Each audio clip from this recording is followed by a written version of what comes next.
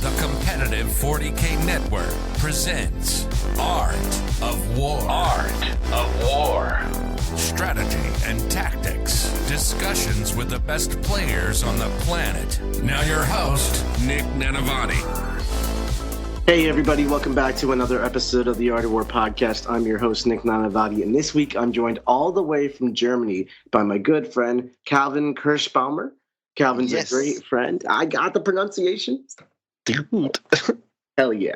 Kalvin's a great friend. He is the former captain of the German WTC team, or coach, and he is an excellent member of the community. I've seen him just developing the community over in Germany, now coming over across the States, and he's got a real passion not just for the community, but also for the rules of the game. Usually on this show, we end up getting top-level competitors, people who win tournaments, talking about like how they do that and how they get better at 40K and what works for them. Kalvin, he's great at Warhammer, don't get me wrong, but he's also great at a lot of things that most Warhammer players maybe are not. The technical minutiae to the rules, learning and breaking down a new addition to the infinite finite scale, and also really just he's a great dude. So today we're going to do a two-part show. Part one, we're going to get to know Kalvin. We're going to get to understand what his role in the community is and how he serves the Warhammer community as a large. And also like what judging Warhammer is like, what the rules for 10th edition seem like. Is it a good rule set from a judging perspective, a bad one? How can we improve upon it? What are some fun little rules interactions he's come up with? And then in part two, Kalvin with his perspective as a judge, a coach of Germany, all that stuff, and my perspective as a competitive player and 40K coach, we're going to try to map out this meta. So part two is only going to be for subscribers on our Patreon. You can join our Patreon on AoW40K.com. It'll get you access to part two of all of our podcast episodes. This is episode 194. That's right. You can get 194 other episodes with this, along with a new episode every single week. And as soon as we start getting tournaments and things like that back and rolling, we will get back to our normal show format where we break down the winning lists and whatnot. In the interim, though, you're going to get access to not just those Patreon episodes, but you're also going to get access to our amazing Art of War Discord server, where you can literally see messages by the second about 10th edition. You know, new ideas forming constantly right now. It's a super exciting time to get into competitive Warhammer, or just learn more about Warhammer and become your best. So check it out on Patreon. Kalvin, how are you doing today? Wow, that was a hell of an introduction, and now my German-ish/English accent comes through. Yours was really, really smooth, but thank you very much on having me on this show. I was really looking forward as you sent me that message. I'm glad. I was trying to figure out what I want to do for the show this week, because it's like, there's no tournaments. A new edition just came out. My usual format kind of doesn't exist right now. Yeah. But you know what? I've had such a great time talking with you at the various U.S. Opens and WTC that we've met each other in person. Right. I figured, why not come and bring you on the show? That's super awesome. Yeah, we met kind of a lot in the last few occasions, right? Yeah. And fun fact about Kalvin, before we get too deep into the 40K world, he's also a magician. Literally, the man pulls cards out of his hats and stuff. That's true, actually. Yep. It is true, actually. I didn't just make that up. Kalvin, tell me a little bit about yourself. Give me some background. Who is Kalvin Kirchbaumer, and how did you get into Warhammer? Yeah, so Kalvin, or goes by the nickname Lim in the internet and on his jerseys. So how did I get into Warhammer? I think is because I've got the British nationality, and my auntie or my nan, can't remember, brought us over the second edition of Warhammer 40K. So me and my brother, we had that when we were really little, and it was an on-off development with the game. Is up till, I would say, 5th or 6th edition, kind of just randomly bought miniatures and had some fun playing across the tables or on the floor like everybody in his childhood did. And I think when 8th edition was hitting quite the end, I said, well, okay, on my bucket list, there is, before I get 40, I want to visit one tournament. That's how it actually started. That was 2019, which is not that long ago. And then I visited my first tournament. I had a coaching with you, actually, that I won. And you were preparing me with Richard together playing Sisters. And then I experienced my first tournament, and I was like, wow, this isn't as bad as I thought it would be. You meet great people, and you have a good time. You enjoy the hobby you all do. Everyone you're talking to, you've got some kind of connection, either it's the models, the painting, the play style, or whatever. And yeah, after the first tournament, I just got in the circle of 40K, and I couldn't get rid of. I enjoyed it so much. I visited the next one and the next one, and then I try to really dig down into what is the passion in this hobby for me. And it came out that it's actually the rules perspective, because I love it. Maybe it's the German side in me, that everything is corrected and everything is straightened out and super, it has to be efficient. No overlaps in rules, and it has to be like it. There's no discussion. This is the rule. This is how it's going to be. I can appreciate that, especially with the rules. That's probably why you're such an excellent judge. I know, right? And as soon as I find a rule, I just message Justin Curtis, and I'm like, Justin, come on, let's have a little fight here. And then we go on and off. And it's For really, those of really you who don't fun. know, Justin Curtis is the head judge of the U.S. Open Games Workshop Series. So I can just imagine Calvin just messaging Justin. Justin's nocturnal, so these two can have conversations at like whatever o'clock at night, just debate rules minutiae that no one even has thought of ever. It is so funny, because the first time I met Justin was at the GW Albuquerque. Was it Albuquerque? The Grand Narrative, Let's go. 2022. That was the first time. And we met up, and they said, "Hey, you're Calvin. Yeah, you're Justin. Yeah. Oh, I've got an interesting rules question." And from there on, we were like, "Yoo, let's go." That was pretty funny. And since the Grand Narrative, I came closer to Games Workshop, working a little bit with them on rules, on events, on just in community work in general. I always give myself the title a friend of Games Workshop, they sometimes call, which kind of works the best. And they sometimes ask me if I want to come by for a tournament and judge with them or for them. And I super enjoy that. So that's basically the short version of how I just skyrocketed from my first 30 people tournament into, hey, you're flying to the USA to judge 400 people playing a game. Well, I feel like we skipped a couple steps there. So yes. I want to just break it down a little bit more. And I think it's an awesome story. So you're like a casual Warhammer player. Yeah. As all of us start, believe it or not. So those people who still haven't gone to tournaments, Calvin is a living, breathing example of like he went to one and got a good case of the funds, and he came back for more. So that's awesome to hear. It's quite the transition though, right? So like you go into a 30-person tournament in Germany, and you probably didn't win that one, and you had a good time, so you went back for another one. How does that trajectory puts you onto a path that then makes you the coach of the German WTC team, leading up to a judge for the shop across the pond in America at their World Series finale?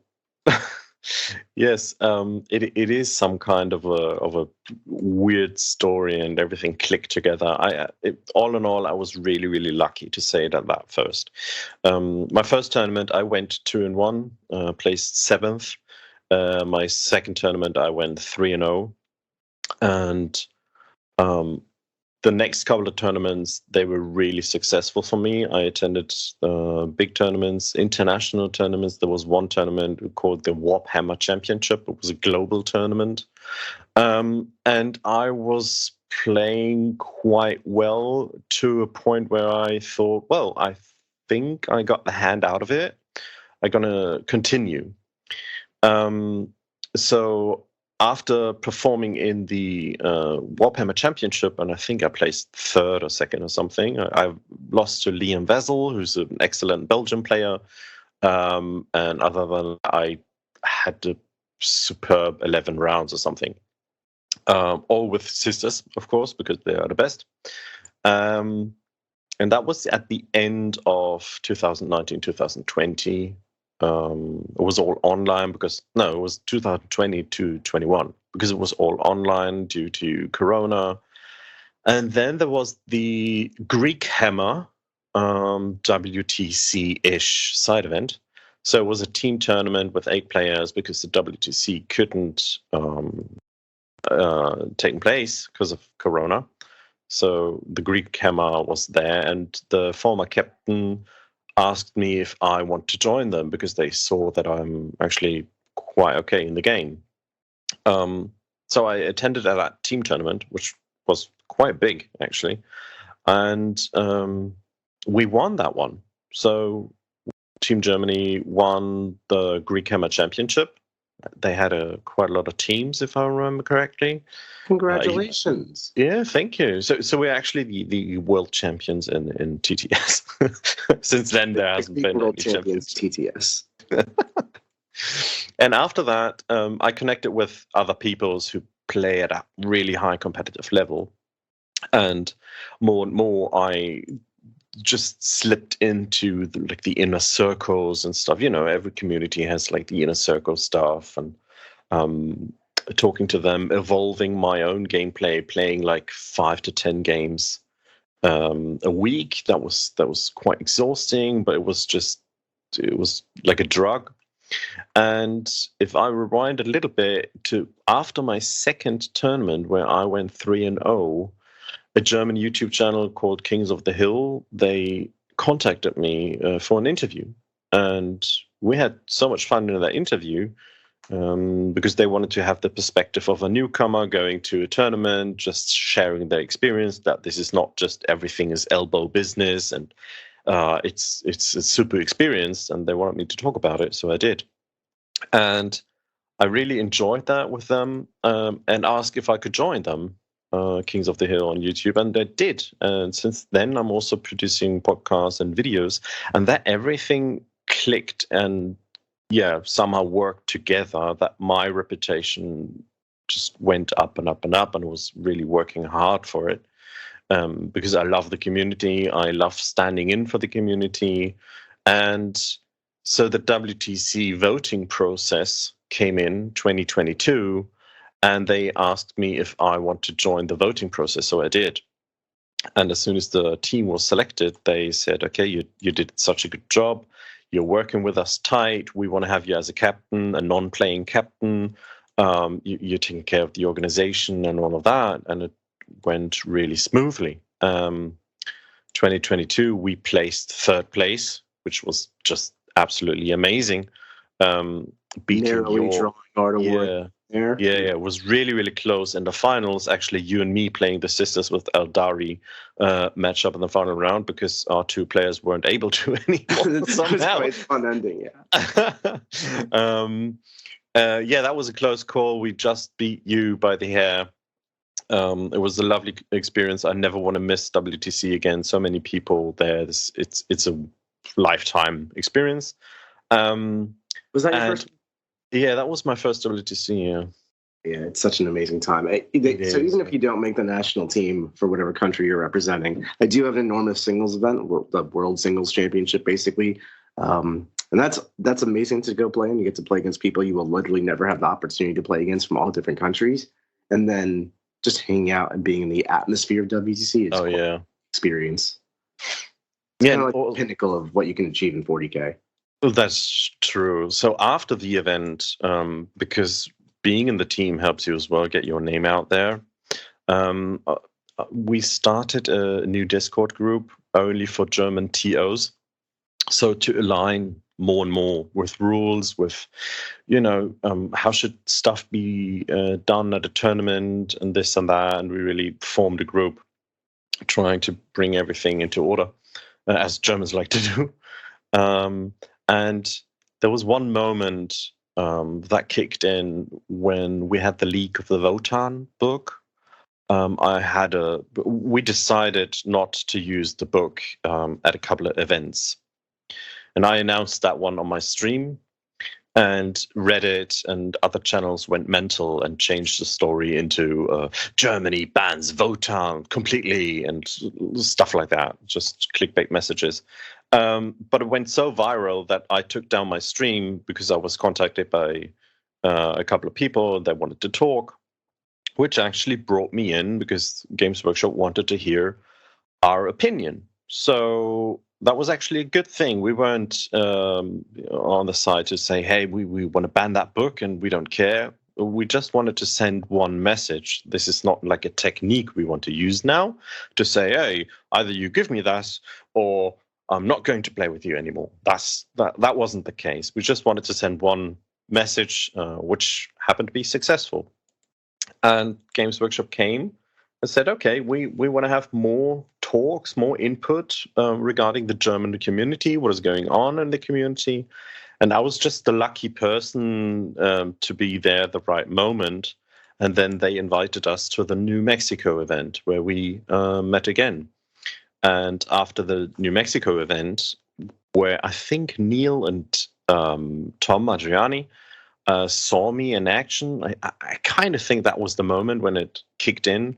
Neil and Tom are both WTC. Like Tom is the runner, the organizer of WTC, and Neil is the former head judge for that entire event as well. So these are like some nice people to have in your good graces. Yeah, absolutely. So they invited me into a drink and asked me if I want to take over the WTC rules, as well as Jay from Mohawk Miniatures, that you all know out there because he was painting with John Lennon here on the show. He's now the head referee for the WTC, and I'm helping him with the WTC FAQ, bringing all the information together and do the German stuff in the background, basically. So now now I'm in charge for WTC. I'm helping them out. I'm with the GW events. Lastly, I was at the Kansas City event. That was just 3 weeks ago. Kalvin, or 4 weeks for you. Yeah. Is Warhammer your job, or do you somehow find time to do other things? I do have a normal job, but it allows me somehow to make up room for Warhammer. So everything else in my spare time just goes into my head for Warhammer. I really get that. Yeah. I mean, your life is Warhammer, but basically it would be a dream to do full-time Warhammer. So, hey, Games Workshop out there. It would be nice. I don't know what would change if that would be the case, if you could go on as you do, like running events and attending events. Now I want to be at the LGT. That's my next event. I applied to be head judge over there with Zach Becker, running these events. I asked him if the position is open. So yeah, that I'm collecting now events. Collecting events. You just want to be the TO for the world. I want to be the head judge of the world. I mean, there's not a lot of competition for that. No, there's not in the Warhammer community. Like judging is such a thankless job. Like, why do you love it? I don't know. It's just, it's like, when some people out there in the morning, they have their coffee and open up the newspaper to just do their crossword puzzles. And I just happen to love the rules question. So is this and this interaction possible? And you come across an interaction where you're like, wait a second, I never thought of that. Let me check all the sources I have and gather everything together. And when I really cannot answer it, I'm actually happy to have something I can send off to Games Workshop and say, hey, I've got something. This is, I think, a case that's not working. It's like a Sudoku game or crosswords for me. I mean, to each their own. I can't knock anyone's ability to have fun. I sit here playing with toy soldiers and have done that for 20 years. So yeah. So I want to transition this conversation a little bit and talk more about 10th edition and like your relationship with it as this judge for a brand new rule set with brand new indices, and you're trying to obviously judge at the highest levels, being a judge for WGC and London GT and Games Workshop. So with an entire game-wide reset, right? New core rules, new missions, new indexes, new points, new everything. Where do you even start? Like, there's got to be so many things that we haven't thought of, so many things that GW hasn't thought of, because you don't know what you don't know. You don't think of all the possible permutations that could theoretically exist until someone tries something and they're like, didn't think of that, like you said. How do you actually identify and create a judging system with so little data and having it so fresh and having such a small timeline? So the timeline is really the biggest issue, actually, because there's only so much you can read in a certain amount of time, and then you have to get some clarification from Games Workshop, and then you have to wait for a response and update and so on. In the meantime, working on other stuff, of course. What helped, actually, is that I'm also, because of my YouTube channel, under the NDA. So for me personally, I can already write down rules interactions that don't work. So others would be like, "Oh my God, he has got the rules. He's planning the next army list. He's preparing for the tournaments." Me on the other side, I'm like, "Oh, I got the rules early. I can point out the mistakes and make a document to fix everything," which is pretty handy. So I had a couple of weeks of advanced fixing time, I would say. I wouldn't call it fixing, because fixing means that Games Workshop did a lot of mistakes, or did mistakes in general, which is fine, I guess. And by any means, I don't want to sound like Games Workshop did a horrible job in any way. But FAQs are necessary just to, it literally means frequently asked questions. So maybe the rule that it refers to is really hidden in some case. So you just point it out again in maybe bolded letters and all of that kind of stuff. So where you actually start is by forget 9th edition. That is number one rule. Forget 9th edition and start reading a new game. Because imagine you're developing this 10th edition, and Games Workshop doesn't call it 10th edition, by the way. They call it next edition and current edition. You have to write the rules for someone who never played the game before. That's right. Number one. So you have to keep saying Warhammer is still Warhammer to all the people I talk to, because I've been playing it for so long. But to brand new players, Warhammer is a new concept. What is? Yes. So it's kind of hard to get that mindset running. Oh, okay, forget everything that happened in 9th edition. You couldn't move through models. This is a thing now. I have to get used to it. But then you start to compare 9th edition and 10th edition, and it's like, I don't know, left, right. As soon as you cleared your mind from 9th edition, which is not easy, it's way easier to go through the rules, take down notes, go back, start over. And then ask yourself the rules questions and try to figure them out. Like, if I would ask you right now, when are you eligible to shoot? Do you know the answer? I know the answer because I also had to ask this question. So, right. What makes a unit eligible to shoot? What a question. Yeah. So what does it? Do you actually make me answer it live on this podcast? I see. So a unit's eligible to shoot when it is not advanced or charged or in close combat, or not advanced or not in close combat, unless it also has an assault weapon or a pistol weapon, which would give you the cause to do something in that specific instance. That's actually correct. But Games Workshop wrote it in such a way, only in the movement phase. At the beginning of the shooting phase, they say a unit is eligible to shoot if it A, did not fall back, or B, did not advance. So when you only read that portion, you're like, okay, I can not be eligible because I advanced. So if we come to mission secondaries, 9th edition players will call them actions. There are no actions in the game anymore. They kind of work like actions. I sure call them actions. I know, everybody does. So if I'm writing an FAQ, I cannot call it action because, new players and stuff. Yeah. There are mission secondaries. You have to do something like an action only if you're eligible to shoot. But the thing is, eligible to shoot was in the shooting phase only by these two criteria. The eligibility for shooting in close combat is in the close combat, like Big Guns Never Tire mentions it as well. So you're eligible to shoot if you are a monster in close combat. So he can do an action in close combat. This is really weird. And now you take from there, you take many, many strings and create fake scenarios to try to really get to the bottom of when are you really eligible to shoot. And it isn't that easy question. You can just say, oh, when this and this. Because there's so many cases where this is an exception to the rule, or that is an exception to the rule. Explaining that to new players is ridiculously hard. Right. And this is one example of like the depth that Warhammer as a game creates, because it's easy to just kind of look at it and be like, you have an army, it moves, it shoots, it punches. But then when you get into like all of the different other things, again, you don't know what you don't know, the actions, for an example, it's really overwhelming. It creates these complicated, like, how do we do things? But then they also have overcomplicated a couple of issues as well and simplified things down in other words. Like So the fly keyword, as an example. Now fly moves in a different way. You have to measure the hypotenuse up a building, then the distance across the building, then the hypotenuse down the building, which is 3 individual measurements instead of just one easy measurement. And what happens if you want to skip one building in between as well? Do you go up, down, or do you go up and stay up and then go down? Yeah, you move horizontally through the air, I believe. Is the Yeah. So whatever that means.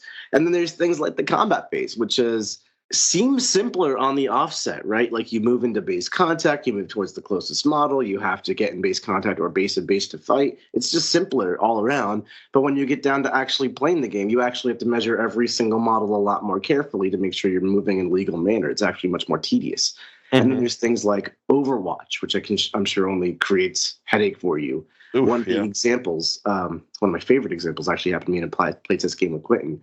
We were just practicing a game, and I was playing Broken Eldar, of course. And actually, he was playing Demons. He was playing Broken Eldar. I'm not the bad guy. Oh, okay. I had a unit of Flamers set up, and Quentin, and they were within 12 inches of a Farseer who was about to start his move. So if he moved, I could Overwatch him. And then he had this unit of Warp Spiders. So he thought about moving his Warp Spiders into range of my Flamers, 12 inches, to shoot me. And I told him, if you do that, I'm just going to Overwatch you and probably kill all your Warp Spiders. It's 5-man. And he was like, oh, okay, I won't do that. And he moves his Warp Spiders like somewhere else. And then he goes to move his Farseer. So I'm like, okay, I'll Overwatch your Farseer. And then he's like, oh, well, okay. So I killed his Farseer. He's like, well, if you're going to Overwatch my Farseer, though, I'll move my Warp Spiders to where I wanted because you can't Overwatch more than once.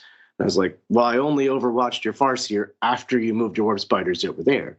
And sequencing has never been an issue either in 40K in the movement phase like that. There's just so many new places to have a rules conundrum, or not even necessarily a how does this work conundrum, but a practical situation where someone may feel uneasy, or it's not necessarily fun, or a gotcha hammer type moment.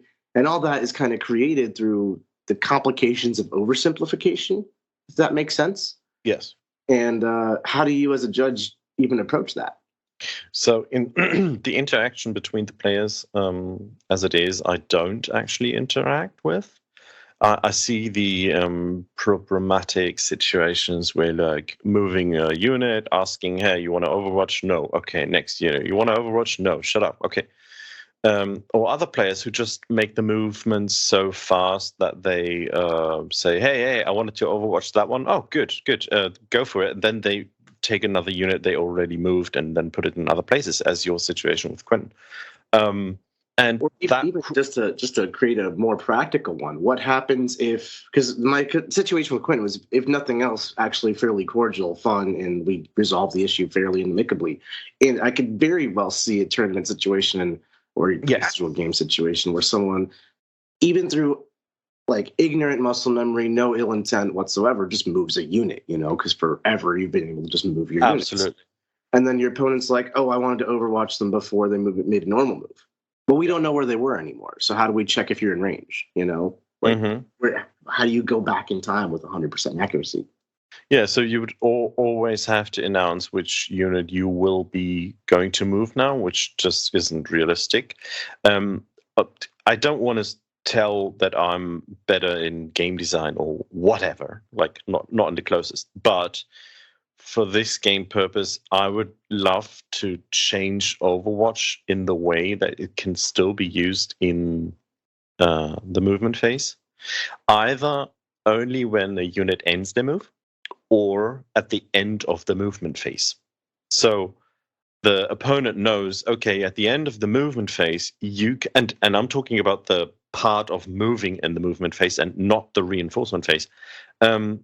So your opponent knows, okay, I can move here, and I can know you can Overwatch over there, and there. Then you create a scenario where you can play like a little bit of chess, saying if I move my pawn over there, you can either choose to shoot it or try to get my horse over there. But you don't know what's in the mind of the opponent player. So that creates a little bit more tactical, but also simplified version of Overwatch as it is now. But again, I don't know all the interactions or rule interpretations that Games Workshop is going with. But as you said, some rules are overcomplicated and some rules are oversimplified. Actually, yes. Yeah. Well, hopefully, I know they just released a designer's commentary to alleviate some of this clarification stuff. I'm not sure that it did that, but it definitely answered some questions. Hopefully, as the edition grows and evolves, it simplifies in the right places and adds some clarity in others to make it a little more playable. Definitely. So the rules commentary is something I really, really like because you can see it as a living document for rules and not an FAQ as we know it. So they can, every day, they could just add a line to it to immediately address a rules interaction that is not supposed to be. And they don't have to dish out a whole FAQ for that. They can make a core rule change to its, I mean, thinking of it, we always waited for these big FAQ waves. The bigger they are, the longer they take, obviously. But breaking something in the game could be now in the glossary with one sentence. Hey, you cannot do that and that and that. Oh, okay, cool. Then I like it because it clarifies intent, right? There's been a whole discussion, rules written versus rules of intent, and like how are we to ever know what Games Workshop, the rules designers intended? It's purely speculative.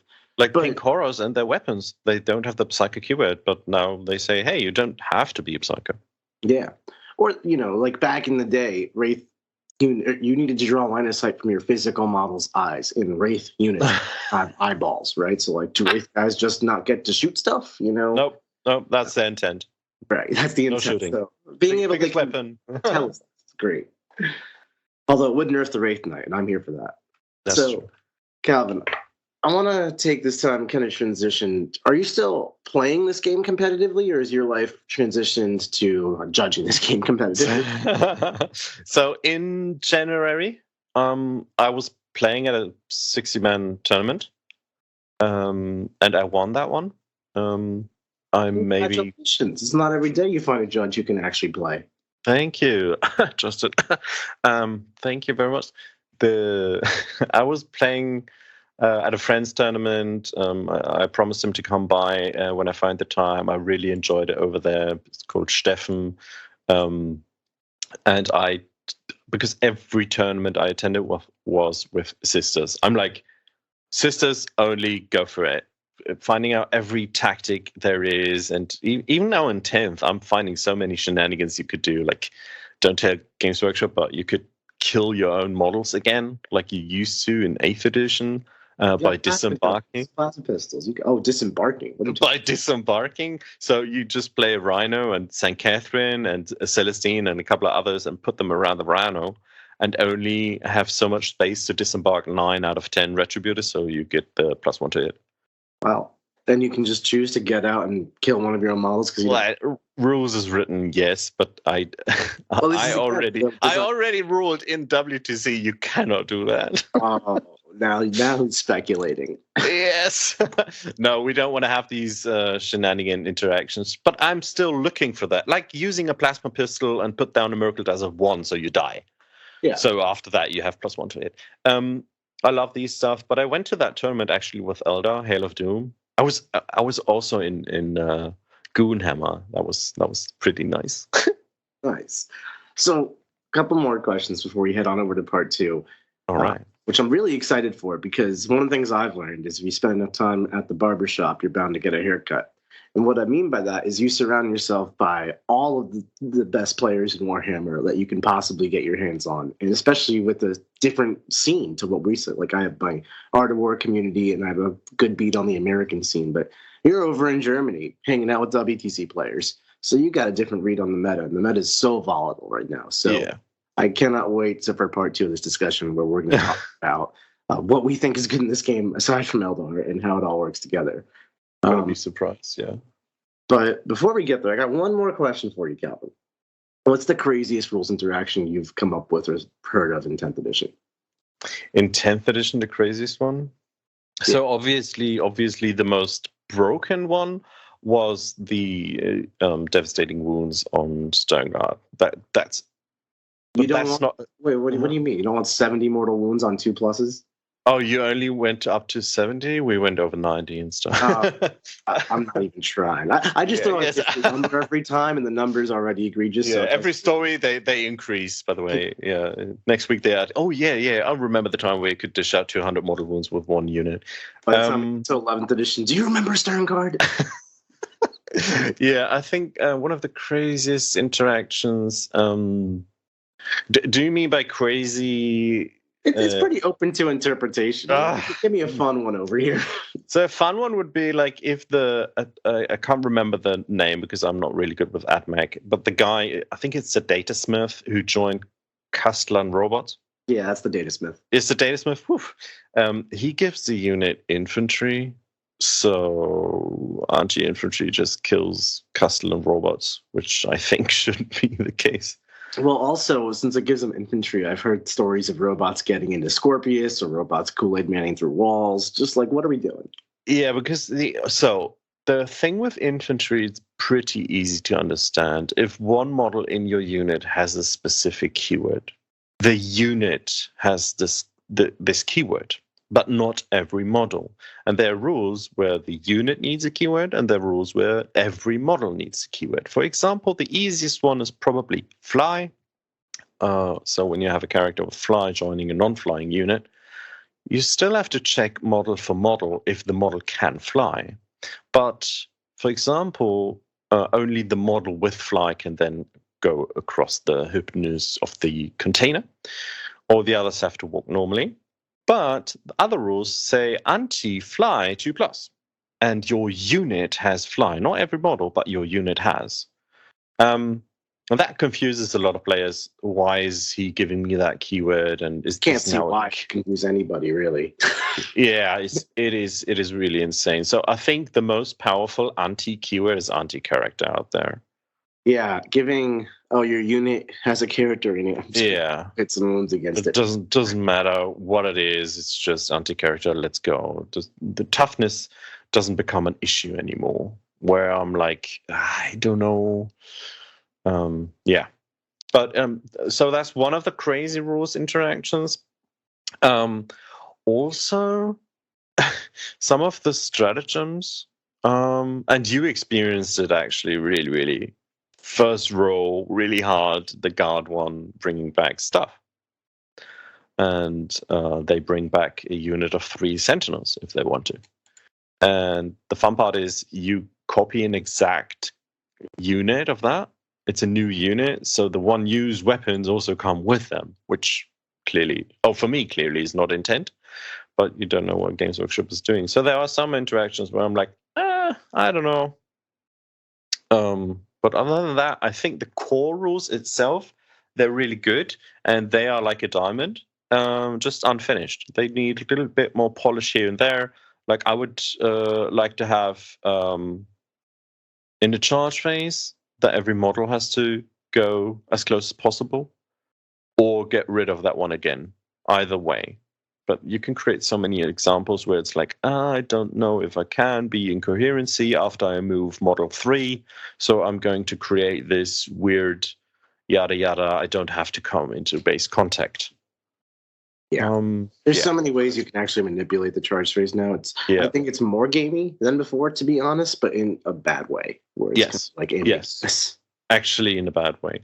It would be nice to just have the same rules as Ninth for charging, and just add every model has to end up closer to the next model.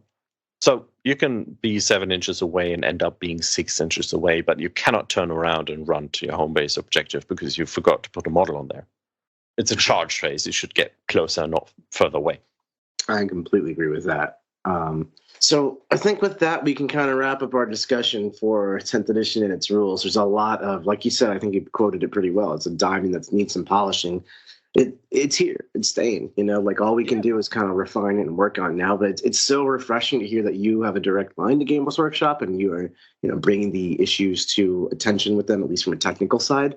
Hopefully they've seen and proven to be very responsive in recent history. I expect and hope that they will continue that trend. And hopefully, sooner than later, we'll end up with a very, very pretty shiny diamond to play with. Oh, yeah. So, Kalvin, thank you so much for coming on. It's been an absolute pleasure talking to you. We'll be back in just a couple seconds over here over on part 2, which listeners you can find on our Patreon, AoW40k.com. Again, it's $5.95 per month, and you're going to get access to part 2 of every single Art of War episode we've ever produced. There's tons, and as we get more and more into 10th edition, you better believe we're going to be talking about what's good, what's bad, what's ugly, and how it all works, breaking it down for you. In this week's specific part 2, Calvin and I are going to talk about what we think the meta is going to be with my 20 plus years of playing this game, along with expertise going to tournaments and Calvin's different perspective from the German side of things. I think we're going to have a really back and forth interesting discussion about what's good and what we expect to do well, or maybe some things that Calvin's considered that I haven't, or vice versa. And hopefully we'll broaden our perspectives a little bit.